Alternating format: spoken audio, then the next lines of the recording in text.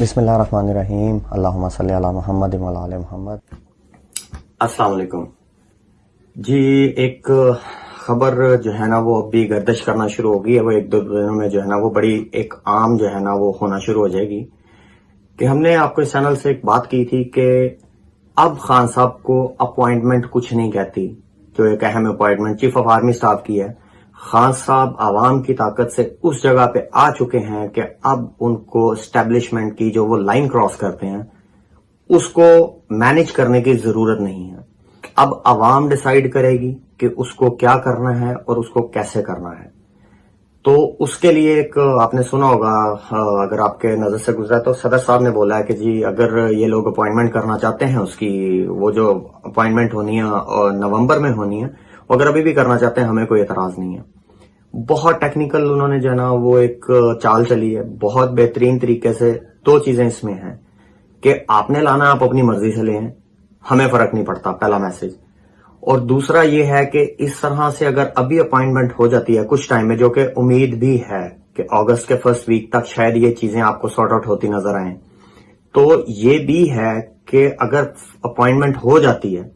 تو الیکشنوں میں یہ سارے ایزیلی اور اوپنلی جا سکیں گے، جس سے ایک پوائنٹ کے لیے سارے ٹھہرے ہوئے کہ جی اپوائنٹمنٹ کسی طرح ہم کر لیں۔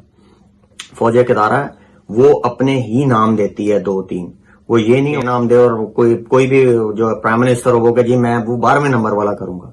ادارے سے نام آتے ہیں 2-3-4 جو ان کے ریکمینڈڈ جنرلز ہوتے ہیں، ان میں سے چیف آف آرمی سٹاف لگایا جاتا ہے۔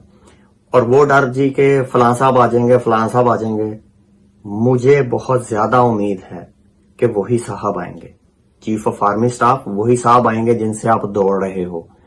اور یا سابق ڈی جی ISPR۔ لیکن سب سے زیادہ چانس جنرل فیض حمید صاحب کے ہیں کہ وہ آئیں گے، کیونکہ میں اس کی آپ کو ایک ریزن بتاتا ہوں۔ جس طرح اسٹیبلشمنٹ سٹیپ بیک ہوئی ہے، مطلب وہ عوام کے جو نیریٹو ہے اس کے ساتھ چل پڑی ہے، خان صاحب کے نیریٹو کے ساتھ چل پڑی ہے۔ دیکھیں اللہ کی طاقت کے بعد جو خان صاحب کو طاقت سپورٹ کر رہی ہے فی الحال وہ عوام کی طاقت ہے، تو وہ اس طاقت کے آگے آپ کو اسٹیبلشمنٹ سٹیپ بیک ہوتی نظر آ گئی ہے۔ ضمنی الیکشن، پھر اس کے بعد یہ والا کورٹ کا ڈیسیجن، اور جو ہے نا آگے چل کے بھی انشاءاللہ ایسے ہی ہوگا، آپ کو نظر آئے گا۔ تو اگر وہ سٹیپ بیک کر گئے ہیں تو اب آپ کو ٹیم چاہیے ساری خان صاحب کی مائنڈ سیٹ والی۔ خان صاحب کا مائنڈ سیٹ، آپ دیکھیں وہ ایک لیڈر ہو گئے ہیں، وہ عالمی لیڈر ہو گئے ہیں، وہ پاکستانی لیڈر نہیں رہے۔ یہ آپ کوئی اسے ہم لوگ بولتے ہیں کہ آپ جو ہے نا وہ جیلسی میں، یا آپ سمجھیں کہ عمران خان کی صرف مخالفت کرنے کے جو شوقین لوگ ہیں وہ ان کے ہم کچھ نہیں کہہ سکتے، لیکن عمران خان صاحب ایک عالمی لیڈر بن چکے ہیں، وہ پاکستان کے لیڈر نہیں رہے۔ تو وہ جس جگہ پہ وہ عوام کو، قوم کو لے آئے کہ ہمارا فیصلہ پاکستان کا ہم کریں گے، کوئی نہیں کرے گا، اس کے لیے پھر ساری جگہوں پہ آپ کو بندے بھی ویسے چاہیے جو رب کے علاوہ کسی سے نہ ڈرتے ہوں اور اپنے فیصلے حق پہ کرتے ہوں۔ اگر ان چیزوں پہ دیکھیں گے تو آپ کا chief of army staff general Faiz Hameed sahab بنتے ہیں،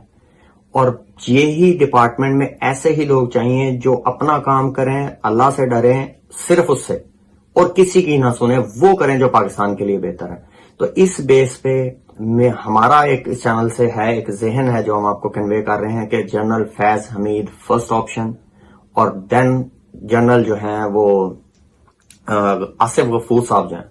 یہ دو آپشنز جو ہیں موسٹ فیوریٹ جو ہے نا میرے حساب سے یہ ہوں گی، اور ان میں سے جنرل فیض صاحب کا بہت زیادہ چانسز ہے جو ہم انٹرنیشنل اسٹیبلشمنٹ اور سینیریو دیکھتے ہیں، کیونکہ آگے آنے والے حالات بہت ڈیفیکلٹ ہیں۔ جیسے ہی آپ اپنے پرانے جو ہے وہ گروپ میں واپس جائیں گے،